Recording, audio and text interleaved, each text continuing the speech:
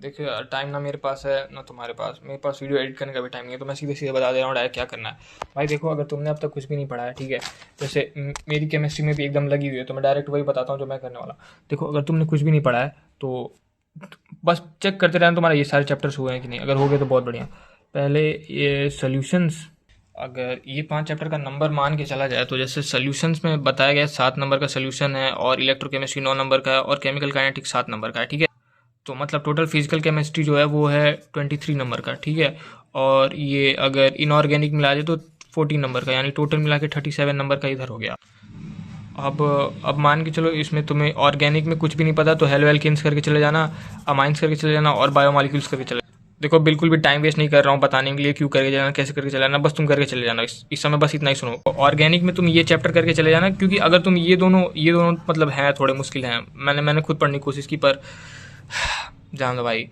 पर ये 3 तो तुम करके जा सकते हो भाई, आराम से करके जा सकते हो। ये बायोमोलिक्यूल्स मैक्सिमम थ्योरीज हैं, और अमाइंस भी लगभग वैसा ही है, और हेलो एल्केन्स सिंपल है। बस SN1 और SN2 अच्छे से पढ़ लेना, बहुत अच्छे से पढ़ना। तो अब ये 37 में 6 नंबर और ऐड कर लो, और फिर 6 नंबर और ऐड कर लो, फिर 7 नंबर और ऐड कर लो, यानी कि 37 में 19 और ऐड कर लो भाई। छठवा चैप्टर तुम मान के चलो ये एल्केन्स, और 7वां चैप्टर हो गया तुम्हारा अमाइंस। भाई लेकिन तुम ना सबसे पहले 6वें नंबर पे एक काम करना ना, बायो मॉलिक्यूल्स कर देना, ठीक है। बायो मॉलिक्यूल्स मतलब जब तुम्हारा फिजिकल केमिस्ट्री हो जाए और इनऑर्गेनिक केमिस्ट्री हो जाए तो डायरेक्ट बायो मॉलिक्यूल्स उठाना, फिर अमाइंस या फिर हेलो एल्केन में से कोई एक उठा के कर लेना, ठीक है। अब यहाँ पे ये 37 प्लस 19 56 नंबर की तुमने, मतलब तुम्हारा 56 नंबर का तुमने तैयारी कर लिया। ऑनेस्टली बताऊं तो मैंने इसमें से अब तक मैंने पूरे साल कुछ भी नहीं पढ़ा भाई। मैं बता रहा हूँ मैं कैसे कैसे मैं कर रहा हूँ, मैं अपना पर्सनल प्लान शेयर कर रहा हूँ। मैंने इसमें से सॉल्यूशंस कर लिया, ठीक है, इलेक्ट्रोकेमिस्ट्री कर लिया है, केमिकल काइनेटिक्स कर लिया है। थ्योरेटिकली मतलब सारे कॉन्सेप्ट्स मैंने क्लियर कर दिए। अभी आगे चल के मैं बताता हूँ कि कॉन्सेप्ट कहाँ से क्लियर करना है सबका। अब उसके बाद से मेरे को अभी D&F ब्लॉक करना है, और उसके बाद कोऑर्डिनेशन कंपाउंड करना है, तब जाके मेरा फिजिकल और इनऑर्गेनिक खत्म होगा। उसके बाद जाके मैं ऑर्गेनिक स्टार्ट करूँगा। अभी ऑलरेडी 1 बज रहे हैं। देखो, जिन चैप्टर्स का मेरे को आइडिया नहीं है मैं क्या कर रहा हूँ, या तो सबसे एकदम जो छोटे छोटे लेक्चर्स ढूंढो भाई, जितने छोटे हो सके उतने वन शॉट ढूंढो।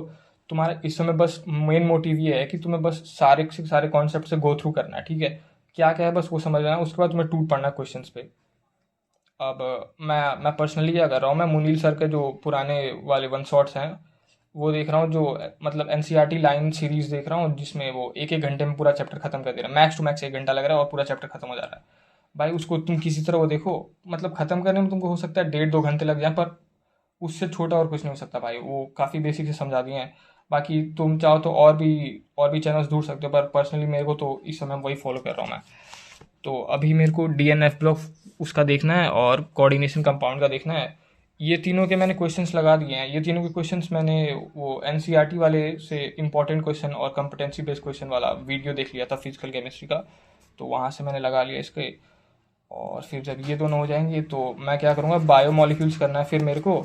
ये दोनों करने के बाद बायो मॉलिक्यूल्स मैं करूँगा, उसके बाद हेलो एल्केन्स, उसके बाद अमाइंस।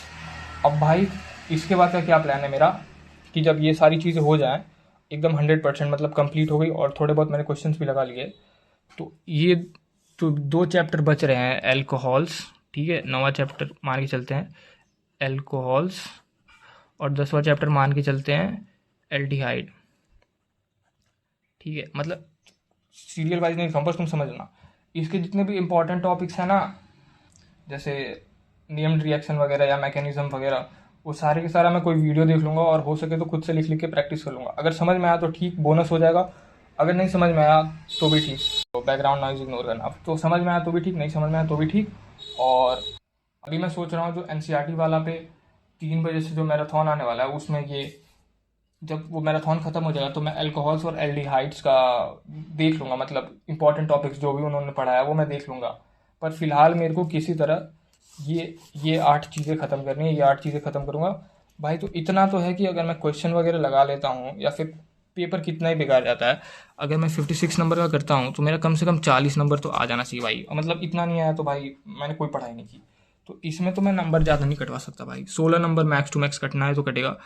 तो अगर इसमें से अगर मैं +30 जोड़ दूँ तो मेरे 70 आउट ऑफ 100 आ सकते हैं, ठीक है। मतलब भाई बस अज्यूम कर रहा हूँ भाई, तुम लोग भी इस हिसाब से अपना देख लेना, पर तुम लोग भी इतना करते हो तो तुम लोग के चांसेस हैं कि 100 में से 70 तो नंबर आ जाए। अब उसके बाद से ये दोनों इंक्लूड कर देते हैं, ये दोनों कितने नंबर का है, 6 और 8 नंबर का, ठीक है। ये दोनों 6 और 8 नंबर का है, अल्कोहल से 6 नंबर का और एल्डिहाइड से 8 नंबर का।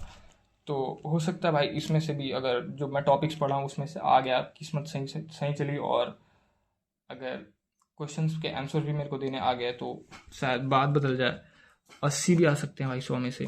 पर भाई इतना आना एक दिन में बहुत बड़ी बात है भाई। अब तुमने अब तक जो भी किया उससे मेरे को कोई फ़र्क नहीं पड़ा, तुम्हें कोई फ़र्क नहीं पड़ना चाहिए। अब बस इस समय जो है तुम्हें बस उतना फॉलो करना है आँख बंद करके।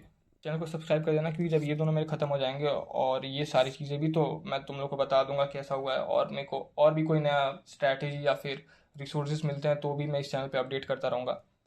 बाकी भाई मेरे पास भी टाइम नहीं, तुम्हारे पास भी टाइम नहीं है, मेरे पास तो ये वीडियो एडिट करने का भी टाइम नहीं है भाई। चलो तुम लोग लग जाओ।